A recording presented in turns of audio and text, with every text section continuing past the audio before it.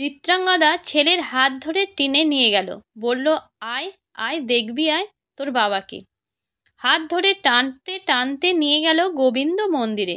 গোবিন্দের চরণে ঠেলে ফেলে দিয়ে বলে, ওই দেখ, বংশী হাতে বাঁকা হয়ে দাঁড়িয়ে আছে কালো শশী, ওকেই জিজ্ঞেসে কর। ও যেদিন বলবে তোর বাবাকে, সেদিন তুই জানতে পারবি তোর পিতৃ পরিচয়। তার আগে যদি আমাকে কোনোদিন জিজ্ঞাসা করিস, তাহলে তুই আমার মরা মুখ দেখবি। ছোট্ট বব্রুবাহন ভগবান মন্দিরে বসে বসে কাঁদে, নয়ন জলে বুক ভাসিয়ে বলে, হে গোবিন্দ, হে কৃপাময়, কি অন্যায় করেছিলাম আমি, যার লাগি তুমি আজ আমার পিতৃ পরিচয় দিচ্ছ না।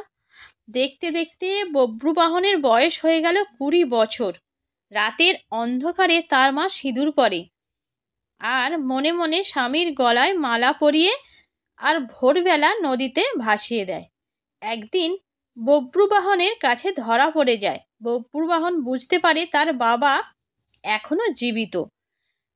সেই যে ঘোড়া ছাড়ানোর জন্য অর্জুন ও কৃষ্ণ রথে করে মণিপুর রাজ্যে এসেছেন। যুদ্ধের শঙ্খধ্বনি বাজিয়ে অর্জুন বলে উঠল, কে ঘোড়া বন্দি করেছ? ঘোড়া ছেড়ে দাও, না হলে যুদ্ধ করো। ততক্ষণে বব্রুবাহন ঘোড়াটিকে ধরে মা চিত্রাঙ্গদার কাছে নিয়ে গেল। ঘোড়ার গায়ে লেখা নামগুলো একটার পর একটা পড়ে মাকে শোনাচ্ছে। যুধিষ্ঠির, ভীম, অর্জুন। যেই না অর্জুনের নাম শুনেছে, অমনি চিত্রাঙ্গদা চমকে উঠল। বলে উঠল, ওরে বব্রু, ওই ঘোড়া ছেড়ে দে, ওই ঘোড়ার জন্য তুই মরে যাবি, আমিও মরে যাব। বব্রু বলল, মা, তুমি অর্জুনের নাম শুনে চমকে উঠলে কেন? চিত্রাঙ্গদা, তোকে কতবার বলেছি তোর বাবার কথা জিজ্ঞেস করবি না। বব্রু, মা, আমি তো বাবার কথা বলিনি। চিত্রাঙ্গদার মুখ ফসকে বেরিয়ে গেল। কথায় আছে না, পাপ কোনোদিন লুকায় না, আর সাগর কোনোদিন শুকায় না। চিত্রাঙ্গদা তার ছেলের কাছে আর লুকোনো গেল না, ছেলেকে সব বলে দিল। বব্রু মায়ের কাছ থেকে জানতে পারল যে অর্জুনই তার বাবা। বব্রু, মাগো, বাবা যজ্ঞের ঘোড়া নিতে এসেছেন, সঙ্গে একজন সারথিও এনেছেন। চিত্রাঙ্গদা, খোকা, যিনি রথ চালাচ্ছেন উনি হলেন বিশ্বস্রষ্টা ভগবান কৃষ্ণ, আর যিনি রথে বসে আছেন তিনি হলেন তোর বাবা। প্রথমে গিয়ে ভগবান শ্রীকৃষ্ণের চরণে প্রণাম করবি, তারপর তোর বাবাকে প্রণাম করবি, আর এই শুকনো মালাটা তোর বাবাকে দেখাবি। বব্রু, এটা কিসের মালা মা? চিত্রাঙ্গদা, এটা 20 বছর আগের আমাদের বিবাহের মালা।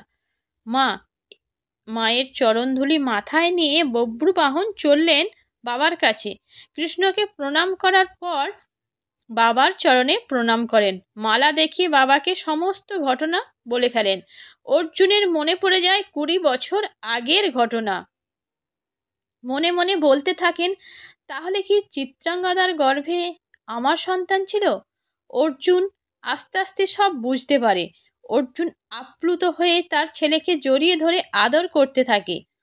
বাবা ছেলের মিলন দেখে ভগবান কৃষ্ণ ভীষণ চিন্তায় পড়ে যান। ছেলের হাতে যদি অর্জুনের মৃত্যু না হয়, তাহলে গঙ্গার অভিশাপটা ফলবে কি করে? গঙ্গার অভিশাপের মর্যাদা রাখতে হবে তো। এই সব কিছুই কৃষ্ণের মাথায় যেন খেলছে। মায়াবী কৃষ্ণ তখন অর্জুনের মাথায় বাঁধনটা খুলে দিলেন, অর্জুনের মায়া হরণ করে নিলেন। যেই না অর্জুনের মায়ার বাঁধন আলগা করে দিলেন, অমনি অর্জুন বব্রুবাহনকে ঠেলে ফেলে দিয়েছে আর বলছে, না, তুই আমার ছেলে নস, তোর মা একজন অসতী দ্বিচারিণী। মাতৃ অপমান সহ্য করতে না পেরে বব্রুবাহন পিতার বিরুদ্ধে যুদ্ধ ঘোষণা করে। পিতার যুদ্ধের পুত্রের যুদ্ধ শুরু হয়, কিন্তু যে পক্ষে কৃষ্ণ রয় সে পক্ষ কি পরাজয় হয়? ভগবান কৃষ্ণ অর্জুনের গান্ডীবের শক্তি হরণ করে নেন, বব্রুবাহনকে বিজয়ী হওয়ার শক্তি প্রদান করেন। বব্রুবাহনের হাতে অর্জুনের মৃত্যু হয়। চিত্রাঙ্গদা ছুটে আসে, অর্জুনকে আবার জীবিত করে তোলার উপায় বলে দেন ভগবান কৃষ্ণ। বব্রুবাহনকে নাগলোকে পাঠান। সেখানে অর্জুনের আর এক স্ত্রী থাকেন, উলুফি। তার কাছ থেকে নাগমণি এনে নাগমণির স্পর্শে অর্জুন জীবন ফিরে পান। হরে কৃষ্ণ।